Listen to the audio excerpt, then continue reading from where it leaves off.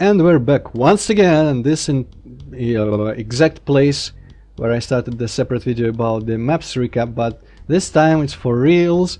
We're playing. There's some things have changed. As I said, first of all, as I said in the previous part, I am going to try to actually pay attention when I'm playing, because, well, I realize I can just kind of let Alfonzo talk for hours upon hours and focus entirely on actually noticing where... I could if you wanted me to. Yeah. I mean, go ahead, obviously. I don't think there's going to be too much I have to say about anything anymore, because I said a lot of very profound things in that previous half an hour, so I exhausted myself for a couple of weeks. And another thing, that I'm letting go of the no mouse look thing, because I realized, even though there is nostalgia in that, I don't really have that kind of nostalgia for Doom 2, because there was no Doom 2 on the SNES, obviously. And when I replayed this at work, I had so much more fun and a much easier time playing with the mouse. And it just feels more great because it can be much more precise, and I'm just going to be playing with the mouse now. I actually kind of forgot that you were using the mouse in the first case. I mean, Romero wouldn't have batted an eye if you were using the mouse. Of course, he used it to record his demos, and presumably whenever he played. So yeah. Okay, right off the bat, unless I'm once again missing something obvious. No, I think Essel just decided to put the player start out there so we could get that great opening shot, which I think is the best opening shot in the set, frankly. Yeah, it's kind of we wanted to get impressive. episode 2 off with a bang, and I'll talk about that in a second. Oh man, so much better to play with the fucking mouse. Well, I wanted to say I have no idea, but you probably have an idea. But it's I really love the texture selection here, by the way. I like the wood on the flat that's used on the far exteriors. I don't really see that used often enough. And I love it in combination with wood vertical, which is that wood texture side there. And I think actually the only time that texture is used is in map 28, the living end. Interesting. Oddly enough, there are a heck of a lot of textures in Doom 2 that simply don't exist except for in the living end, or rather, sorry, the spirit world is what I mean. I also noticed when I was looking for my backing for my video thumbnails that there wasn't actually a Stone Arc in Doom 2, so you guys kind of brought it back from Doom 1, I guess? For yes, that one. Yes, we did that. That's awesome. We were Stone Guard fanatics, and we decided we have to break the rules here, guys. We're going to bring it in. Actually, no, it kind of goes back to what I was saying in the recap video before. You know, we imagined if, just as, you know, if the guys at id wanted to, you know, achieve a certain effect, they simply would have put in a special. If they wanted a certain texture, they just would have brought it over from Doom 1. Yeah, there is no reason they would not have brought the texture from Doom 1 that they didn't happen to bring back from the, I mean, for the actual Doom 2 game. They could have very well brought some other textures, maybe some computer textures or some. And there's a couple textures, well, just as you said before, but I think there is a couple like Doom 1 textures that I used maybe in 1 or 2 maps, which are never used anywhere else. Maybe that's because, well, maybe that's... Oh, cool door. Maybe that's, like, I don't remember if that's the case for the Citadel, but maybe it was like the map was made for Doom 1, used the texture, they didn't... Well, I mean... It's possible. Went like, okay. I mean, we are hopefully going to do an interview with either Sandy or John in future, and hopefully we can get a hold of them. In fact, I think Transman has contacted them, and that's one of the things we'd like to ask, like, get a further insight into the development process, see when each map was actually made, roughly, if they can remember. Actually, I'm pretty sure Sandy would, but John wouldn't. Anyway, so a little bit of discussion about map 12. This is quite common. It's not common. It's quite comparable to the factory in many ways, which some people might see as a bit of a kind of breaking the rules almost in a way, because we made such a big deal, particularly in the first Doom, the way it did, of making sure that we didn't have any homages or anything like that, which we stuck to fairly well, considering it was a community project of that size. But, you know, even in the first Doom, the way it did, we found an excuse or good enough reason to, you know, to have things remain fairly similar in places. We didn't end up changing the story of Doom, for example, so the beginnings and endings of each episode turned out to be pretty similar, you know. And Phobos Anomaly, you go into the teleport, you get torn to shreds by imps, and we did the same thing in Elmo's E1M8 of Doom the way it did. And so here in the factory, this is the introduction to the second episode. And when we were thinking about when we were getting submissions for the second episode, we were noting the sort of what we were looking for and whether they were authentic enough. And this encounter, by the way, is total horse shit, and it's a brilliant sandy thing. Yeah, I just for some reason I thought I had enough ammo for the BFG, so I got stuck there trying to select it, and I guess died because of that. Oh well. Sandy balancing. Just an interlude in my little soliloquy there. I did most of the thing placement for this map. I don't know why. Essel, I think, just didn't want a thing placement, or he was busy with back to set next or something, so he just forked it over to me, and I decided to most of it. So if anything seems too bullshit and you just want to complain, blame me instead of Essel. I think I can comfortably blame you for something you haven't even done. I don't really have a problem with that. So yes, as I was saying before, we were looking at the second episode and trying to pick out what its unique design was, and it turns out that of course E2 is a pretty big departure from not only episode 1 of Doom 2, but Doom in general. I mean, I think Mount Erebus was the only example of a sandbox map up to this point. Really, as soon as you get to map 12 and you get to go outdoors, it's amazing to think that buildings in Doom didn't really exist to that point. You know, you were just sort of moving around in corridors, and there was no exterior or anything like that. For the most part. And then you suddenly get to the factory, and it's this layout inside several different buildings, which is also the case with downtown, which is also the case with the industrial zone and suburbs. And so that's E2's theme. And so we thought, you know, what's the best way to sort of introduce the player to this sort of episode, this sort of design? And it turns out that the factory is just the best way to... Oh shit. Who could have thought? Antroid. Finding one... Damn it, I'll get it next time.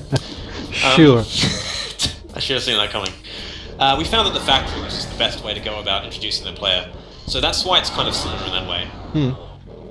I don't know, maybe you could have made a downtown style sandbox for this, but I guess maybe it's not such a extreme shift in styles. This is a bit I think lighter. the complexity was the point there. I think we considered it. We ultimately ended up going for the sort of mostly single structure or sort of loose sandbox approach that we went with here. But I can see. Oh, interesting. I can obviously see what you're talking. I didn't really think of it initially, but as you were explaining, I understood the thing that the opening shot and just overall appearance of factory was maybe intended as a bit of a whoa moment, where you suddenly transition into this city place and there's openness and buildingness and everything. I'm afraid of jumping down there.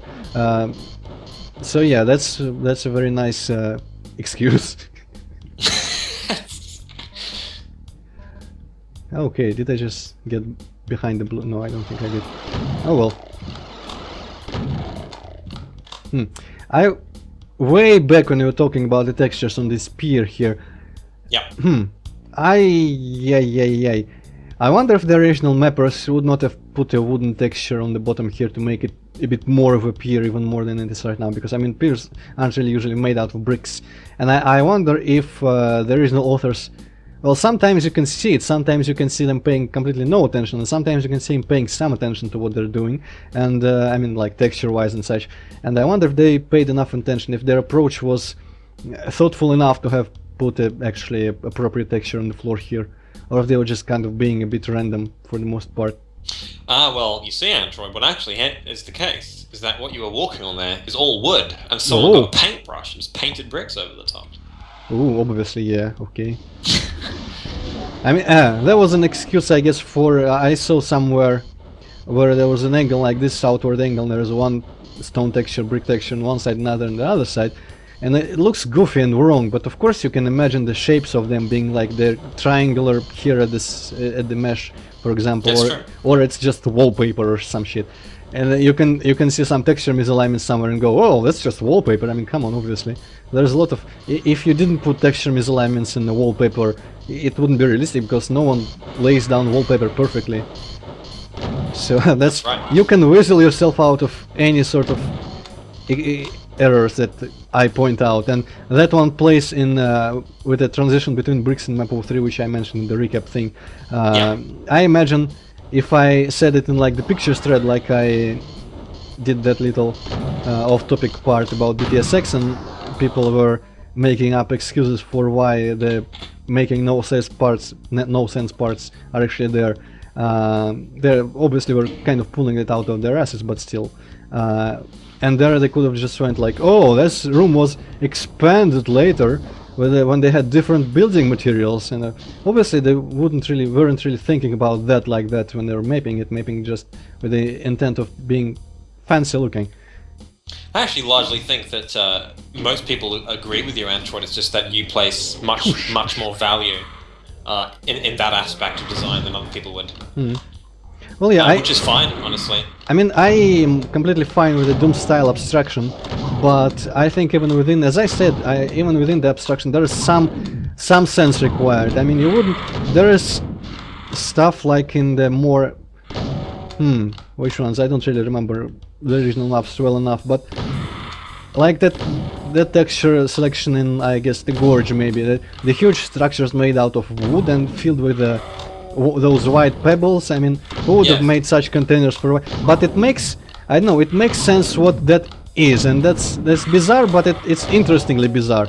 But when there's like something that's supposed to be clearly human-made, like part of a tech base, and it looks really, really bizarre like that, that's something that I usually take issue with. But I guess not everyone does, so not really much use complaining there. Also, I should start saving again. A sort of design that I actually, or rather a, how should I put it? Certainly when I'm mapping, the mentality I like to go for when I'm doing more abstraction in Doom design is to make it, recognizable as something to a point, but then let the imagination do the rest. So you sort of meet up halfway. Because, if you go the whole distance, I mean, totally realistic design doesn't really work in Doom unless you're doing something like Kama Sutra, in which case it's just super goofy, or something like Dawn of Reality. I like both of those approaches. But more often than not, Doom furniture, not my thing. Yeah, well, furniture is taking it way too far, I guess. Although I did a couple couches for my project, but that's the extent of it, I guess. Actually, Back2Next does have some couches. I think Essel may put some couches in his subway map, the hub map of episode 1. They're the best couches. I think couches are they're just the biggest furniture around, and you can excuse them being there. But if you do like tables and chairs, that's already way too much. Okay, let's drop down wherever I was afraid of dropping down, and let's see. In a way, actually, this map's kind of similar. Okay, I mean, it's a sandy map, but I can't help but think of Gotcha actually. Oh shit, that's right, bitches. My secret front end. Damn it, Antroid. It's hard, man. Like I've started a new sentence and I've just forgotten what the old one is. I'm gonna have to just check it up. Pause the video after we're done here. Yeah. So this is a really cool puzzle. I love it. So what Essel's done here is that you flip that switch, it lowers the whole lava sector, drains it if you like. And so then when you hit the switch up the top there, it lowers the central pillar all the way to the bottom, giving you time to jump onto it when you hit the other switch. I figured it out before you said it. Cool. Yeah. I knew you would. That's well, there's a great speedrunning trick where you don't have to lower the lava at all. You can just lower the pillar and then strafe run as you flip the switch and jump. Oh, are we going way too high? Whoops. Interesting.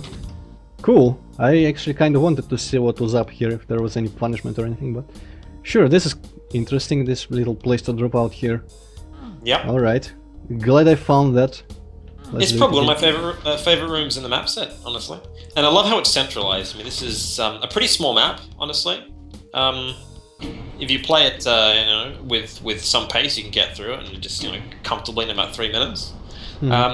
I like how it's just sort of all built around this central area. It's really simple. In fact, I think it's probably my favorite map. And you know what? I think... Well, damn it, this is textured with star. I thought this... No! I thought for a second that if it was some wood texture, this was really gonna be some crazy abstract ship thing. Or some bullshit. That would have really complemented the name and all. This is where they build the ships, Antroid. This is just like the platform for... Yeah, obviously they need to withstand lava. They build them in lava, yeah. Somewhere in this map, there's a switch that doesn't actually exist, which opens the walls up and lets the ship go out into the brown water. Brown... I wanted to say something. Yes.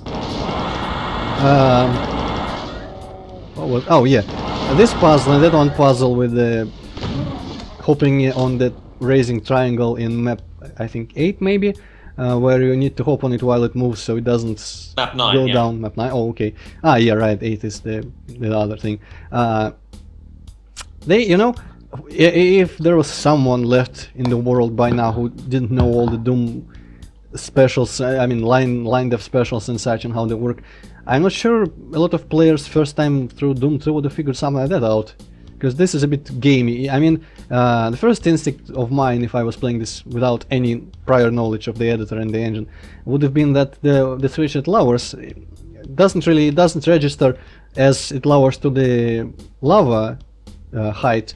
It's more like the fixed height, and I would have expected to still lower to that height even with the lava drain. So I obviously would have tried it at some point and saw it, but it would have been kind of counterintuitive to me. And same with that thing where you, I mean, I wouldn't have known that stuff which moves cannot really be affected, and unless it's, I guess, it's stopped, but it cannot start moving down if it's moving up. I wouldn't have known that, so I would have had no idea how to really solve that puzzle there if I was playing this like as a first time through Doom 2 maybe. No, I suppose. I mean, I think that there's definitely an argument for that with Map 9's one. You know, having to get on it as it's moving. I can imagine almost all players, frankly, getting stuck there for a time. I think the puzzle here in Map 12 is mostly about intuition and just figuring it out, and the player will naturally get that before too long. Well, there's not many places to go and get lost here, really, because you know you've got to do something in this room. But actually, now that you say that, it does occur to me that a map set can, rather a game, gets a lot of its character from, you know, the amount of time you spend playing it, and sometimes just getting lost in the game is what contributes to that nostalgia. I mean, I can imagine if I just floored through Doom perfectly, didn't get stuck in any place, I wouldn't remember it as fondly as I do now. Getting lost sometimes can be a good thing. Yeah, there's definitely some. I mean, when you are running around the map searching for the exits and getting frustrated, it's not as fun when you're doing it, but it's kind of, I don't know, sometimes when you remember that, you kind of remember it fondly for no good reason. Right, I mean, now that I've played Doom for, you know, the best part of 12 years, something like that, if there's ever a point where I get stuck, more often than not I'm going to get frustrated. But I mean, that wasn't necessarily the case when I was, you know, playing it for the first time when I was a kid. My biggest, actually, I don't remember getting lost too much in Dooms, but there's a game that I remember getting lost really, really hard in, and that's the expansion to Alien vs Predator 2, Alien vs Predator something, no, not Extinction, something, I don't remember the subtitle. And the final level for the Pred-Alien there's really, really inconspicuous little place where you need to crawl and... whoa, shit! Aha! Fuck! Yes, that's Bernie the Archvile. The headless Archvile, actually. That's cool. Since his sprite's a little bit too small for the little pier there that he walks out of. That's a good encounter, because unless you run immediately back, like, and better than I did, because if you go here you are screwed, but you have to kind of remember the layout here to hide behind. I think it's very memorable, actually. I think it's one of a great, iconic Archvile reveal. Yeah, that's a cool little Archvile. I mean, I have a lot of trouble usually just keeping the layout around me in my mind. Stuff that I don't see. Okay. Hey! Ding, ding, ding, 10 out of 10. But that was definitely... I mean, I didn't handle it very well, but I see how it should have been handled, and what's the catch in that place, and I think it's neat. Okay, so that last alien part, and there's that music playing that really, I mean, you killed everyone there, and there's the music which really just invokes the feeling of complete isolation and loneliness, and I mean, it doesn't really make much sense for the alien to feel emotions, but as a player you kind of do, obviously. And of course when you play it you're completely frustrated if you're like me and cannot find your way through. But okay, well, but when you remember, I remember the place as extremely atmospheric for some reason. When of course, each time I forget where the exit is, and each time I get extremely frustrated. But I still enjoy the atmosphere, and I guess that's something that. Oh, hello. Oh. Hey, this part is, I guess, kind of. I'm not sure what Essel's thinking, or even if he knew he was taking inspiration from Map 18, the courtyard here. But it is very similar to that. Santa does occasionally reuse some of his ideas, so it's not inexcusable. I sometimes like a lot such tight traps with like imps and demons and not chain gunners and shit, because I don't know, imps just don't feel that dangerous. It feels intense but not quite as unfair, and I don't know, I like tight traps like that with imps mostly, I guess, maybe because they can still do a lot of damage to you if you do not dispatch them quickly enough, but they're still such a low tier enemy that it doesn't really feel like, whoa, come on, level designer, why would you do that to me? It just feels like a dangerous situation which you would have encountered in any sort of game with a challenge. Okay, this is a bit intricate. Oh, I guess I walked on top of there before. Okay. Yeah, it's an interesting way to exit the map. I think there was a bit of discussion surrounding it. Is this teleporter the exit, actually? I wonder if I can... Oh, yeah, that's useful. But I'm wondering now if I can run around here and... If this exit line... it that way? Yeah, I think you Oh, it's not even an exit, it's just can't. Oh, wow. Oh, that's right, of course. It was still a teleporter from the other side. Interesting, and on this... Huh! Well, I don't really have a problem with that, but it's kind of curious. Okay, more ships. Curious, isn't more it? ships. So this is a map by Marchaic. He did 2 maps for the project. He really picked up the pace at the end. He was really keen-o. So he contributed a lot, helped out a lot. So fair plays to him. It's probably one of the more... it's probably takes Sandy's design, it's very literally in places. I mean, certainly compared to Essel's attempts at a Sandy map, he really goes for the texture mixing, really messy in places, which isn't inappropriate because, in a way, if you look at Marchaic's regular maps, his design is a little more sloppy than, certainly than the likes of, you know, Essel. But I'll be very interested to see what you make of this one. Well, I didn't realise that blue fat on the top of the door there. That's interesting. Oh shit, I woke someone up. Oh fuck! Oh, it's just water. Phew! So I guess we're sticking with a naval theme here for a while. Now there's an interesting item here in this map, which is it's not an homage, it's more of an Easter egg. And I wonder if you find it. It's hanging from a certain unusual place on the map. I probably won't. I usually don't find things. Holy shit, that. Okay. Oh, damn, I only got to read 2 words that time. Wow, you're getting worse and worse. Come on, man, pick up the pace. Wonder if you're as exhausted this time as you claimed to be last time. That's gonna be your excuse for not being able to read. So yeah, this is an invulnerability, hello.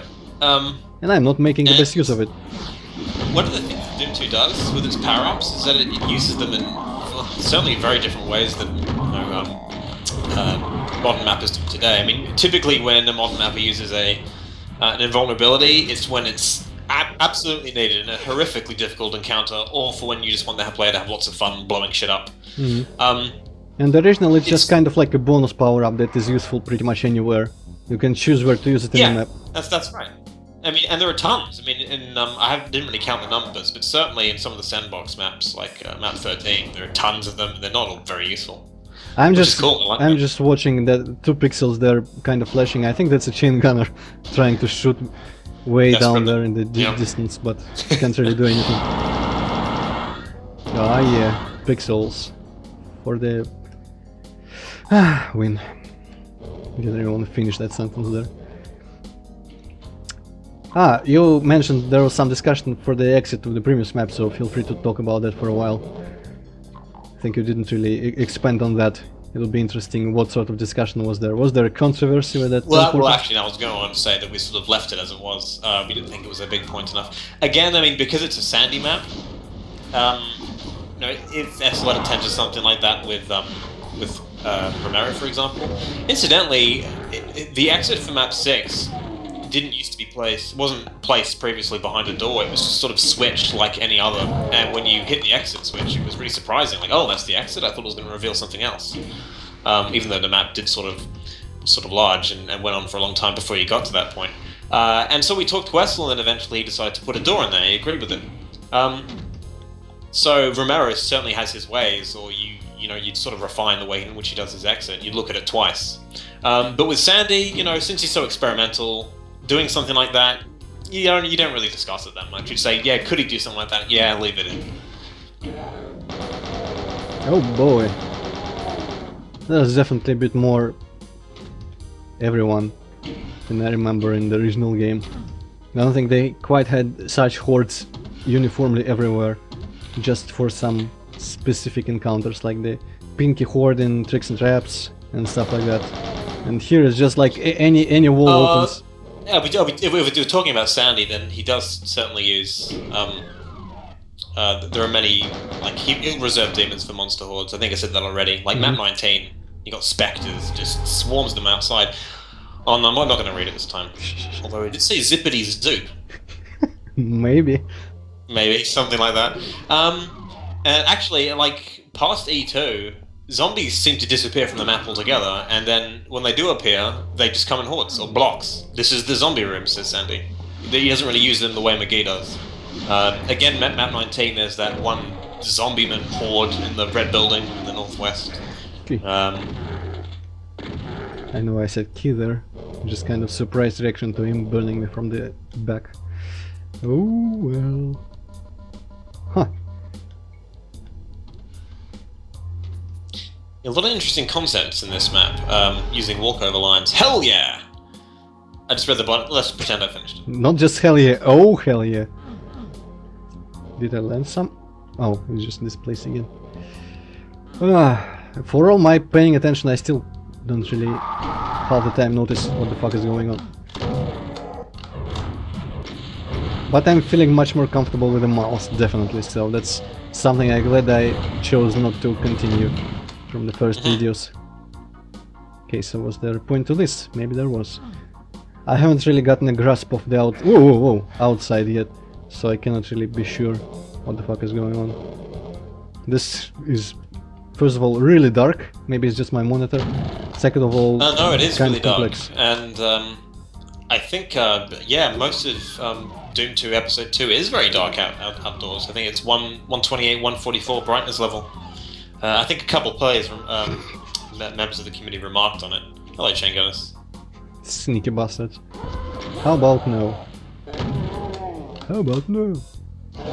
Wow, that guy jumped up in surprise.